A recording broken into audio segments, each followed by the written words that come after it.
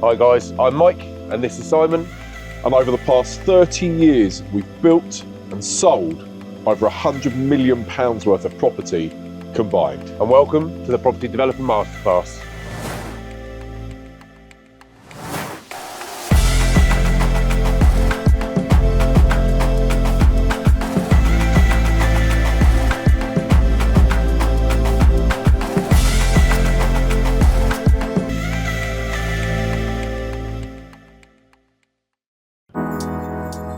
So we're in the car, I'm with Big Mike, we're in the PDM bus, and we're on our way.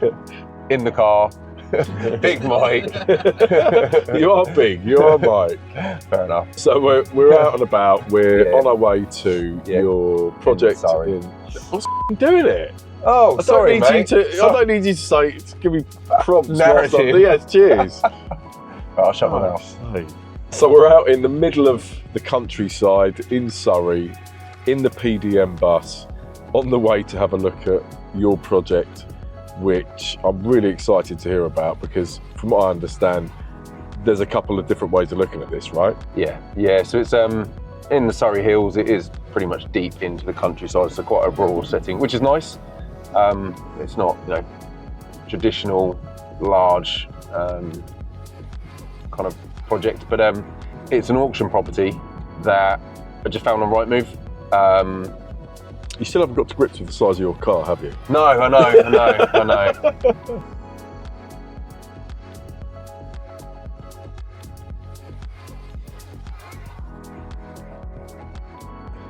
Right, this is the one, yeah?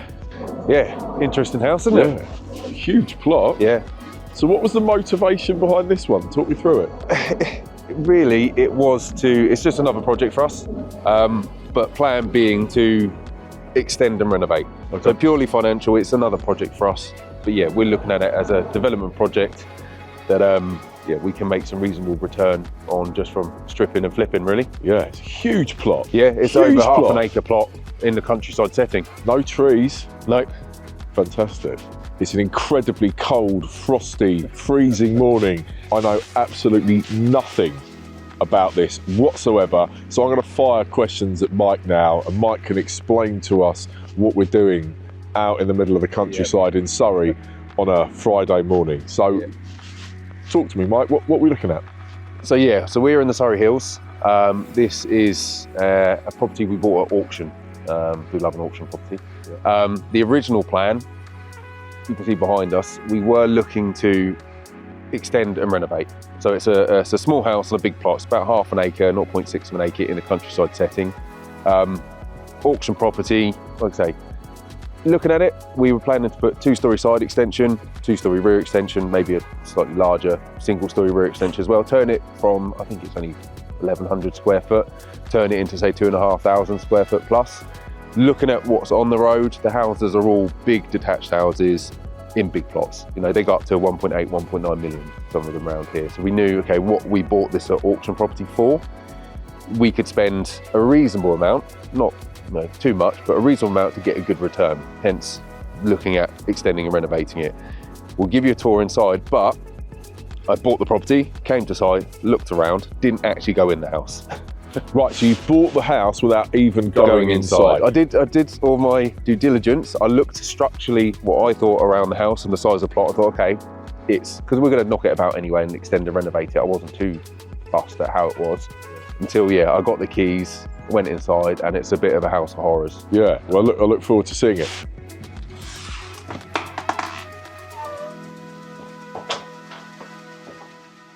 So as you can see, not the nicest of looking houses.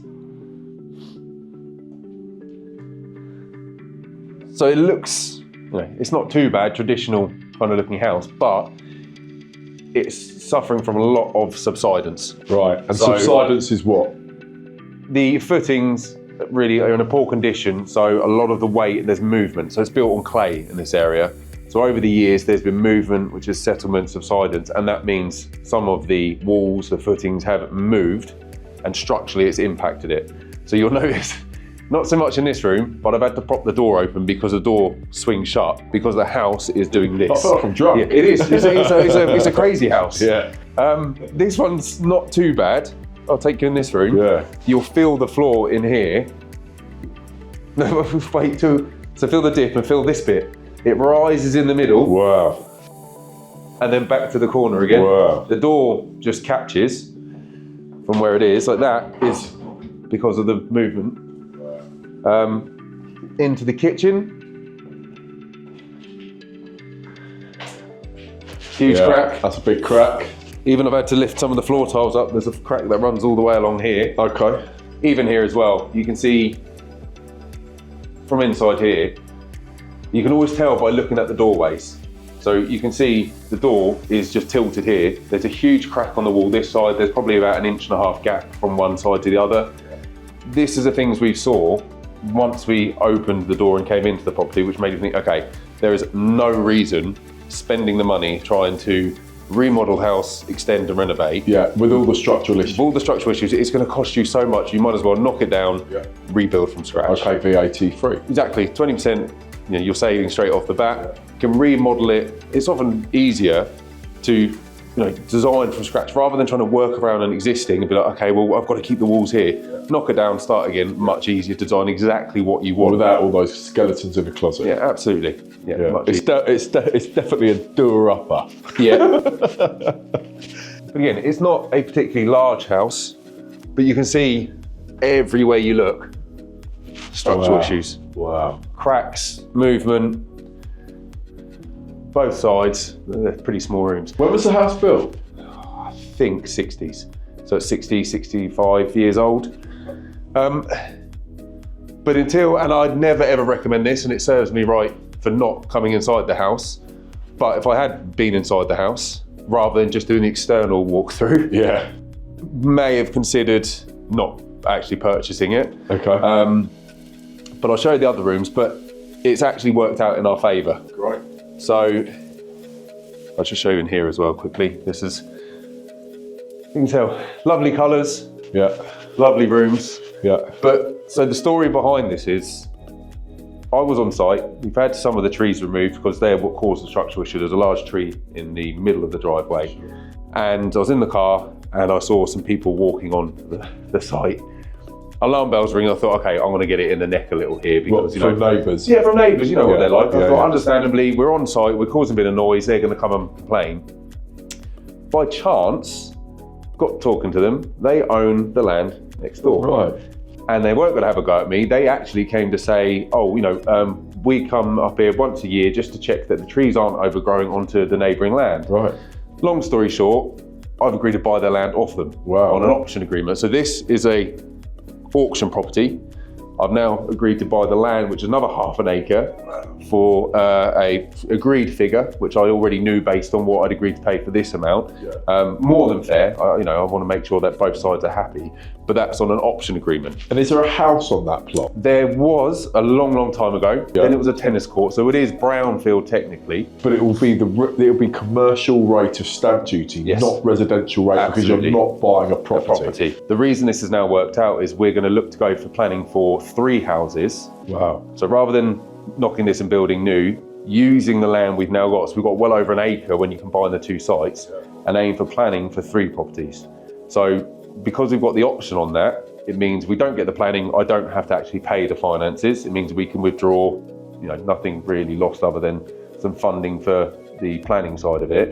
And then we can, as a fallback, go back to doing a new build on its own here. But ideally, it means we can get 3 houses on the combined site of over an acre. And that'll be a profitable deal. Very profitable. Yeah, even I love a renovation, but this isn't even something that I can salvage, I don't think. This is beyond repair. Yeah, it really is. Okay. Through there, it does go all the way back. So all of that wood is within our ownership as well. Yeah. It continues all the way back.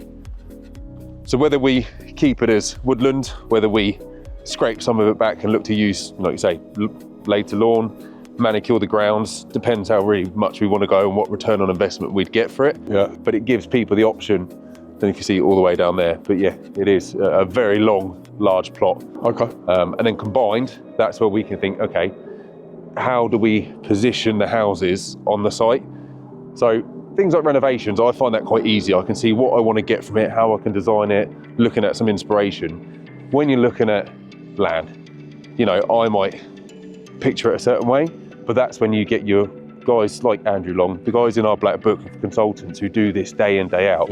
They will look at it from a feasibility study, meaning really what you can fit on that side. Realistic. Yeah, absolutely. With the constraints in place, knowing this is a countryside setting. Well, I mean, you're going to have a fantastic plot here. I mean, it's got so much potential. And again, it depends how you set your development out, right? Absolutely. So you could either go 3 in a row that way, or maybe 3 in a row this way, with the gardens coming back, thinking about where that sunshine is, very true. because you really want that west or southerly aspect for the rear gardens to flood those houses with light. So it's all of those things that you need to think about. It's the trees, the orientation, the street scene, highways pulling in, and the impact so it's there's a lot to think about. But again, it's all quite straightforward when you break it all down. What order you invest. So we've seen the plot, it's fantastic, there's no doubt about it, it's got tons of potential. What I'd really like to know is where you see the figures. So what return are you looking, ROI, return on investment, where do you see this deal? When it was just an extension of renovation project, I always aim for 20% minimum. Pre-finance or post-finance costs? This time it was pre-financed. Looking at it from the renovation side, then obviously things changed to knocking it down and building it new.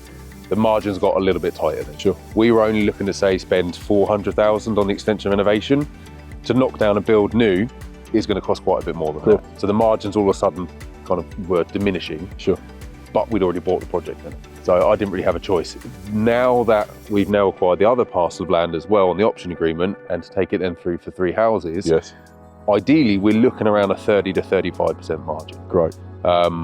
Not gone into proper figures yet until I've had a feasibility study done, had some layouts to see, okay, what could work. Whether we could get 4 houses on it, again, would change, but I don't want to go too far down the route with 4 houses when realistically it may get rejected, whereas 3 is a reasonable amount that still delivers a high return for us.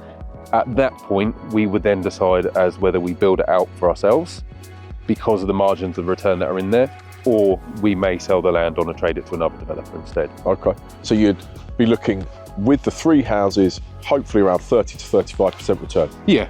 But that could change if you get your planning consent and you decide at that time, let's just sell it to another property developer. You take a quick, let's call it a quick, you take a quick return on your fairly minimal investment and move on and let somebody else build out. Yeah, absolutely. And it all depends on what the market's like at the time, what the values are around here, what we actually get planning permission for, and then what our pipeline is. It could be that we've got more than enough that we can deliver at the time. I've not dealt with this council much before. I don't know their timescales and what they're like in terms of a planning side. See, as you know, I love getting planning consents and selling it on. I mean, I've built hundreds of homes, but I much prefer getting a planning consent, getting that value, and just trading it on straight away, getting some money back in, and then moving on to the next one. It's a great model. It de-risks it, really, doesn't it? This is different because we had to pay to buy the original house. Of course. If it was just an option agreement, then logically it would make more sense, like you would normally do. Get in, get out in the nicest way, make your money on the margin, sell it to someone else. You're not taking the risk of borrowing the funds to build it out, to wait for the market, wait 2 years to see a return. You can get that return within 12 months for a substantial amount. Do you know what's a shame? That you can't rent that out to get some income in as you're going through the planning process, because it would have been a great income generating. I would feel very sorry for someone to rent. No one would be living in that. That is, no, thank you. Right, I'm freezing cold. Let's go and have a coffee. And let's move on with our day. Sounds good.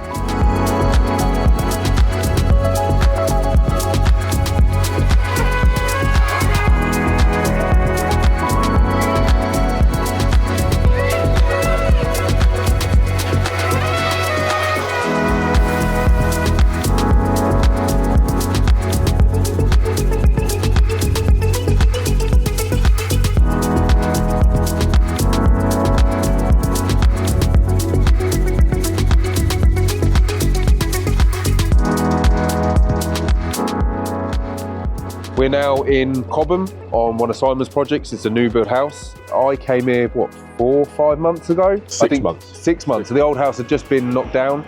Groundwork's just starting on site. That's right. So it's obviously progressing incredibly well. Yeah. So we've got about 5,000 square feet, just under. It's an active site, so you can see we're having to move around a bit, but let's go and have a look. Yeah, sounds good.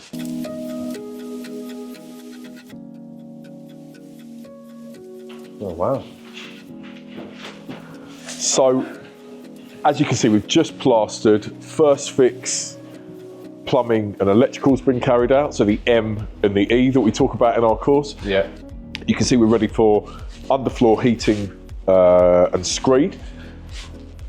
Big entrance, right? In the ceiling heights. Yeah, great amazing. ceiling heights. Really got a grand entrance. We can't go upstairs for one simple reason. I can see what that reason is. We don't have any stairs here yet, but what we do have that's going to be installed into this property, where Mike's looking now, is that's the lift shaft. What? They're actually having a lift? Yeah, so we're putting a lift in here. Brilliant. So it's an electric lift Okay. that goes obviously up to first floor, back down to ground. So this is the cavity for the lift. Main core staircase here, which comes up here with a landing and then straight back up. Nice. In here, this is the main kitchen living area. Yeah. That's an air conditioning unit you can see there. That's going to be hidden because the entire wall is bespoke cabinetry. So with a fireplace there. Oh, so this isn't the kitchen this end? This is the kitchen living area. Yeah, but the living area this end, the kitchen that end. Right, yeah. got you. This is the main dining area. So there's going to be a large table in the centre. That's an entire wall of sliding glass. Are they bifolds or sliding They are doors? bifolds. Yeah. Through here, we've got the pantry. Yeah. So for dry goods. And then beyond that, we won't walk over there today because the guys are working hard. Beyond that, we've got the utility room, the boot room, and then the double garage and plant room. Okay. Because this house has a lot going on. Love that. So it was hard to see when we were inside. Yeah, of course. But now you can see that big run of bifolds. Yeah. The patio that will come out is going to be flush Oh, okay. with the finished floor level of the kitchen living area. It's got a really detailed, heavy replanting scheme coming in. We have a path that runs all the way down to the end, and you can see the guys have been here today installing the base for the garden room. Oh, okay. Which is going to be a gym. Yeah, right? nice. So it's a path both sides. Path both sides. To me, any inspiration what I use for that, I love that because it frames the garden. Yeah. So you've got your turf, your later lawn, all that, but that then just gives you that symmetry in the path. Yeah. Having the garden in the centre with the path to the side, I love that. Yeah, it's going to be really smart. Dotted with lights all the way around. So in the evening when you're sat outside on your patio, you've got lights all the way around with a path. It's really special. Two things I've done here which are major cost savings that you haven't mentioned. I think you mentioned one of them. There's something else that you didn't mention, which is a major cost saving. See whether you can look up and see what that might be. Other than the windows, I mean, not heavy, it's stone heads. No. No, right. What then? So two things I've done here that have saved massive amounts of money. Firstly, all of these windows are timber effect UPVC. So they're UPVC windows that look like timber. I defy anyone who can walk up to them and tell the difference. You were quite impressed when you first turned up. Yeah. So that's a massive cost against traditional timber windows. Big saving. Secondly, is the roof slates. They're not real slates. They're mock imitation. They're composite slates, you're taller than me, you couldn't tell. And they look like real slate. They are a fraction of the cost. And in fact, I've put these on £5 million mansions before. And nobody has ever questioned whether they're real slate or not. And it's a really contemporary take on a Georgian design, right? Thanks for joining us today on the Property Developer Masterclass. If you want to learn about property development, land sourcing, and how to make six-figure sums through both, then click the link below and arrange a call. Don't forget to like and subscribe. On the side here, don't worry. Should have actually kept that in. Come in. Hello, kiddies. Am I actually talking to the camera at this point? No. What